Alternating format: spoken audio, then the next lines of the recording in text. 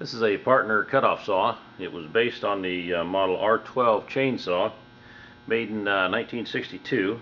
It's 90 cc's, 5.5 cubic inch.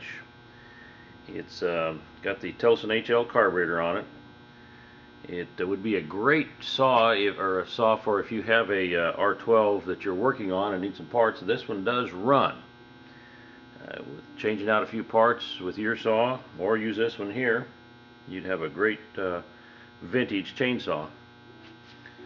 Just a couple things I want to show you on it.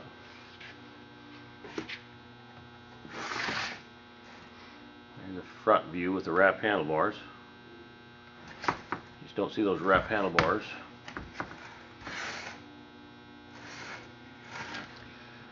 And down here you can see the oil cavity there. Right there.